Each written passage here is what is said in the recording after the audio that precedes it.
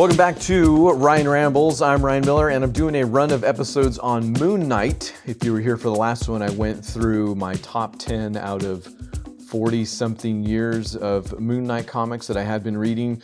I didn't want to sit on this follow-up too long, even though it will be a little bit shorter than last time, because I talked for 40 minutes. But because these are just going to be some honorable mentions that I came across along the way. So some of them hardly anything to do with Moon Knight at all, and for that reason I didn't really delve into them so much beyond actually reading them. So these are legitimate recommendations in that I have read them and recommend them, but don't know a lot about their history. I'm sure there are more qualified folks out there to talk about that and whatnot. But read some good comics, wanted to say, hey, check them out. And as such, there will be a video version to this episode as well. If you're listening to this, you can go check it out over on YouTube, because I will be flashing some of these comic books on the screen. I think they're very good looking, and you should look at them too. Otherwise, this will be the last one of those for this run of episodes I'm doing, because I'm going to talk about the TV show after this. Each episode should have an episode of a podcast, but there won't be obviously a whole lot of visual components to that. I'm not going to go through and take clips out of the show. I'm not. But for this one I am. Starting in 1980 with Marvel Preview number 21. This was a transitional comic between what had been done previous to Moon Knight's first solo book. So they were still nailing down some components of the story and characters, but this is pretty much the dry run for that solo book. But it is also a good story.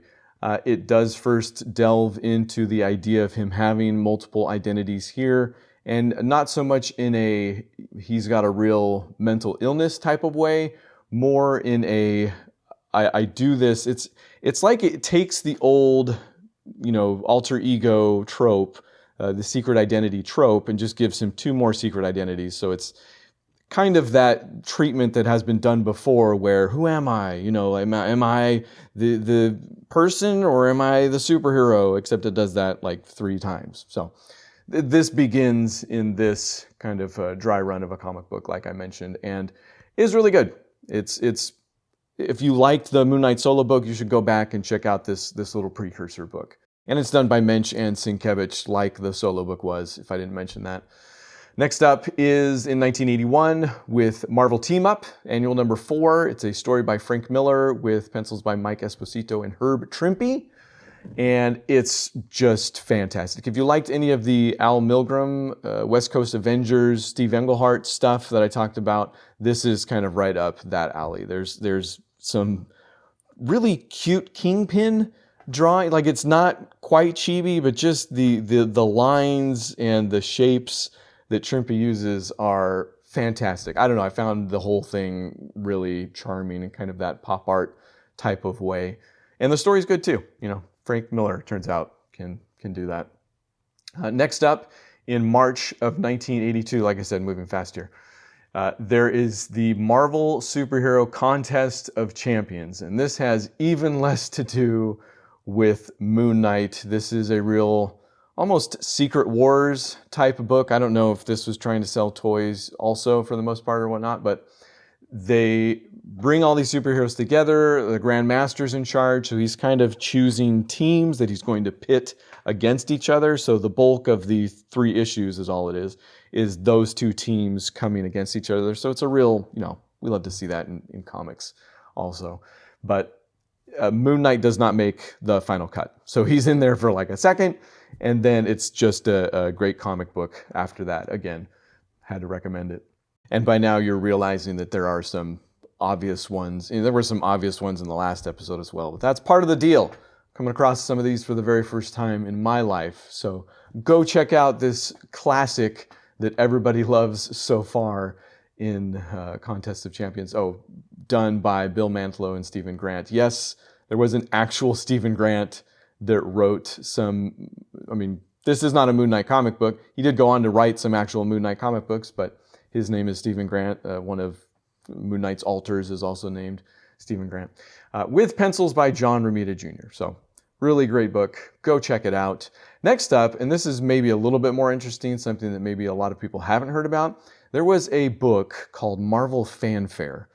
And it was apparently a showcase piece for Marvel Comics, or meant to be to some extent. It was 36 pages, no ads, thick stock. So it was like this book you would pick up with character of the week. You know, there were always different. In fact, I think in each book there might have been more than one. I'm not positive about that one, but book to book, there were definitely different characters. But the idea being that you would pick these books up and just feel, you know, the quality and read it as well, it turns out. I don't know, I can't say if this was always the case with Marvel Fanfare, but they really chose to go out on a limb with some of this stuff. The story that they get for Moon Knight in Marvel Fanfare number 30, this is in 87, is by Ann Nocenti. So, you know, very accomplished. I guess I don't know how accomplished she was at this point, but would go on to be quite accomplished and is a great writer, with pencils by Brent Anderson, who I have not heard of before, but does a fantastic job in this. And the story is just, it feels like they gave Ann Nocenti like free rein to some extent. And this will happen a lot, and we'll talk about this in a few, with the one-off stories when it came to Moon Knight and a lot of characters in general. It seems like they're allowed a little bit more leeway, you know, because they're telling a complete story. They're not telling something that's maybe going to come back to haunt them later, or haunt the character later, or that's going to mess up the continuity for years to come or something like that. It almost seems like they gave them a little bit more leeway as far as that goes. And in this case, it turned into a kind of environmental piece by Ann Nocenti, where like there's a movie production going on, but there's also like this goddess of the earth that Moon Knight kind of, just look at the cover, you can see it. It's as kind of out there as that cover is. Very interesting, but still recommended.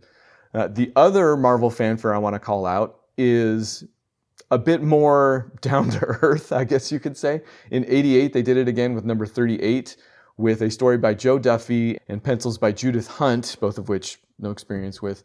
And it tells the story of this boy band named Podunk Slam that is actually, I believe, garnering followers, but also staying young. You know, it toys with this idea that every year or so there's a new boy band that, didn't we just see them? Or maybe, is this just, you know, some band of immortals that have somehow shapeshifted? And they run with it in that this particular boy band, Podunk Slam, is actually stealing youth by means of a African idol, a death mask, a high priest death mask from Kuala Lumpur. I don't know if that's a real place, honestly. And for the Moon Knight part of it, it's kind of a remnant of version 2 that I talked a little bit about in the last episode, where it didn't necessarily succeed for various reasons. So he's kind of got that costume and some staples from that book that we didn't really need, but also you feel like they didn't so much care about, as far as just telling a really interesting and fun story that I would also recommend in that. Next up, and I did talk about this a little bit already in that last episode, so I'm not going to spend a whole lot of time here, but it was the crossover he had with Amazing Spider-Man in the Amazing Spider-Man books, number 353 to 358. It's that round robin Sidekicks Revenge storyline, which I don't know if I mentioned is by Al Milgrom. So it kind of has a lot of that West Coast Avengers vibe to it, with pencils by Mark Bagley. Milgrom loves his quips and puns and all that sort of pop, and nails it all here in this entire storyline. So go back and read that whole storyline. I talked about it a little bit already and showed the pictures in the last episode as well. Next up, I have just an entire like blanket shout out for Moon Knight one-offs. And this is where I was talking about kind of one-offs in general a few seconds ago. But there's a few that I'll call out specifically. One from 92 called Moon Knight Divided We Fall. It's from Bruce Jones with art by Dennis Cowan. And it's a great story. It's basically it does a little bit of reset depending on where you're at in the books. When this came out, it doesn't quite follow what was going on with or had been going on with Moon Knight. So it doesn't do a reset. It's not, again, really concerned with necessarily the continuity per se. It's more concerned with taking the stable. So Marlene, Frenchie, a little bit of Gina in the diner. I don't remember a lot with the identities, so I don't know how that comes in necessarily. But in the title Divided We Fall, it kind of tells the story of Moon Knight as somebody who has maybe taken advantage of those that have been helping him over the years and has become a little bit full of himself because of it and has a falling out along those lines. So it's, I believe by the end they've come back, so there's a full arc of a story in there to tell character-wise that, again, I think comes across really well and seems to be par for the course when it comes to Moon Knight one-offs, because there's another one in 2008, so quite a bit later. We're skipping around just so I can give you all the one-offs here at once. But it's called Moon Knight Silent Night.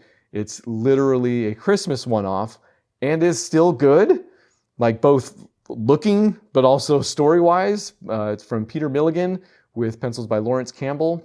Not familiar with either one of those guys, but it's another great one-shot. And I will say the same about the most recent example, I think, of any comic I'm going to give, actually, in 2022 of all years.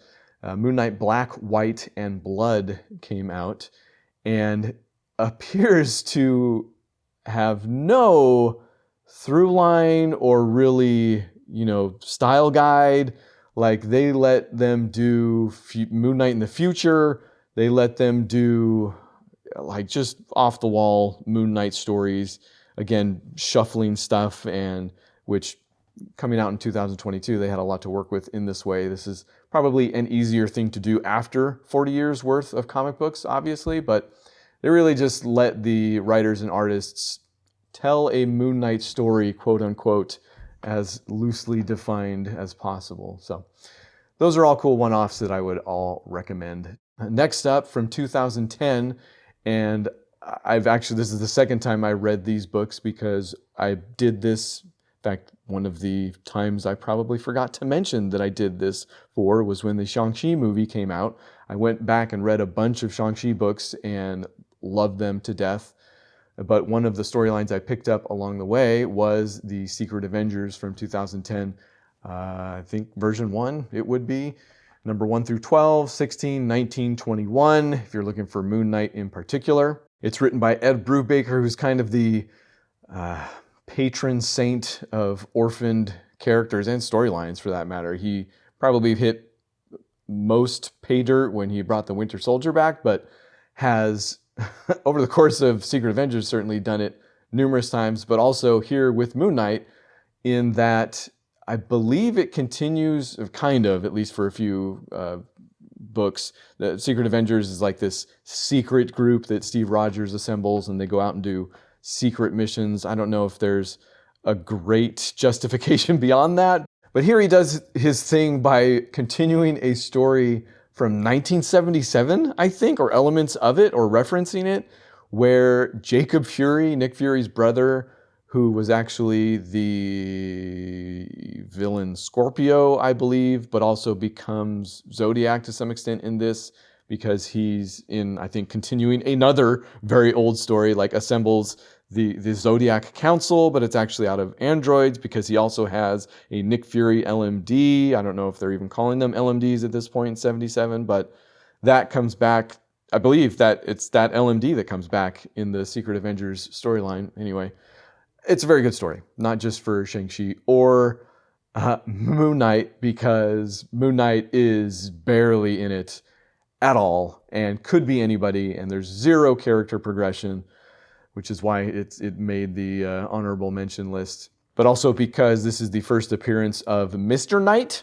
So if you've seen Moon Knight in his suit and I guess slightly less pointy headgear, that's from this book, which there's no justification for it. He just shows up in this different costume. I don't know if that was a Mike Deodato, by the way, is the artist here. I don't know if that was something that he spearheaded. I haven't been able to find that, actually, and I have tried to look that up a little bit, but it was something that stuck for sure. It appears in the TV show. I've seen enough of the not a full trailer, but key art, I guess you could say, to know that that has stuck around. And certainly in the more recent Moon Knights as well. Secret Avengers drops off a little bit, I believe, when Brubaker leaves. Warren Ellis takes it up, so not nobody, but for me, only got marginally better after that until Moon Knight just kind of stops showing up. So next up, and similarly, I'm going to call out Age of Ultron from 2013. And this one by Brian Michael Bendis and art by Brian Hitch, I think is very good. It's a little time travel-y, the way it comes up and kind of informs the last half of that series. But I think they make it work, even if it almost feels like a different book at that point. I don't know. It's an alternate timeline anyway, so I guess I'm probably just, again, weird. I like what they did with the multiple timelines, and I think they tied it all together very well. I'm a Brian Michael Bendis fan. I think he does great work in Age of Ultron, and I would recommend it. Next up is a Jason Aaron book with art again by Mike Deodato from 2014 called Original Sin. And again, not a Moon Knight book by any means. He is maybe in it a little bit more than Age of Ultron, but he's in it the same way he's in Age of Ultron, in that he could kind of be just anybody. So if you're, again, looking for Moon Knight stuff, this is not it. But if you're looking, I think, for a good story told with some great art, and it's probably more of a Nick Fury story than anything, and they really go places with that character and what he's been through over the years. So if that sounds like something you're into, or if you read some, I don't know if this is still a thing, but if you read some Nick Fury every now and then and they reference something that you're just like, what? It's probably from Original Sin, I would think. So go check that out. This is also where I ran into this a few times too. Thor became was it the unworthy Thor? I think I'm getting that wrong. But I think it was when Jane took up the hammer, which was also a Jason Aaron storyline. But this is where Nick Fury whispered something in his ear, and it like destroyed him kind of mentally. So he turned into this backwoods, Thor of sorts, and Jane kind of took up the mantle for a bit, which I think has probably also ruffled some people's feathers along the way. But I think Original Sin is good, and I've actually read that Jane Foster run of The Mighty Thor, which I actually really enjoyed that storyline. So there you go. Lastly, can you believe it? But maybe, I've been going chronologically so far, but maybe this is top 2. I'll hedge my bets and say top 2 is this book from 2019, Conan, Serpent War, number 1 through 4, just a miniseries by Jim Zub and Scott Eaton. And it is just wonderfully written. It is like a reading man's comic book. I would have to read it again to tell you anything cohesive or intelligible about it. Like, that's how good the reading is. I think there's a lot to mine from it that I have yet to mine. But it tells the story of these 4 different knights, kind of. That's where Moon Knight gets grabbed from. The others are Solomon Kane, Dark Agnes, and Conan. So again, ones you don't hear about an awful lot. Moon Knight's probably the weirdest choice out of the bunch there. Which one of these does not necessarily belong? Although, would you believe I don't know a lot about Solomon Kane, Dark Agnes? Okay, everybody knows about Conan, but in any event, it's this otherworldly entity that I think ends up being Set or involved with Set, the Egyptian snake god, which is also a Marvel character if you look it up. But the guy that can like time hop calls these knights together, and at first it's Conan and Dark Agnes and Solomon Kane and Moon Knight together fighting off in these 2 different things until finally they come together towards the end, because I won't spoil it. It's a great book. I would highly recommend this Conan book, and I didn't think I like Conan. I'm of the age. I'm Schwarzenegger competent, literate, if you will. But I guess I didn't think I would necessarily be recommending a Conan book in this day and age, but I am going to do it again at the very top of this list of mine if I were to order them. And I think one of the reasons I'm confident in doing so is because over the years, Moon Knight has often been used as kind of a deus ex machina himself. You know, if you need somebody that you can like mental illness your way out of this story, or you know, multiple personality disorder your way out of this story, here's Moon Knight. You know, maybe you've got a little religious thing that you can bring Moon Knight in for a second, because over the years he's, you know, there's a religious aspect to what he does. It's been done poorly. Here it's done fantastically. This is a Moon Knight book. He is given his fair shake in this thing. There's even a fair amount of Khonshu, actually. He's in this, which makes sense both from a story perspective, because they are battling another god of sorts. So there's, again, I won't spoil it, some question as to who's the good god, who's the bad god, how are they going to team up to win in the end. So if you're into a little bit of actual Moon Knight meat, Conan Serpent War is the maybe strangest place I would recommend you go find it from 2019. So that's it. I don't know if I actually made this a short one. I lose all sense of time and to some extent reality by the 15-minute mark with these things. So if you've enjoyed any of it, please go to Patreon and sign up for a monthly. I have also recently created a one-time donation button by way of PayPal that you can use, and I would greatly appreciate it if you did.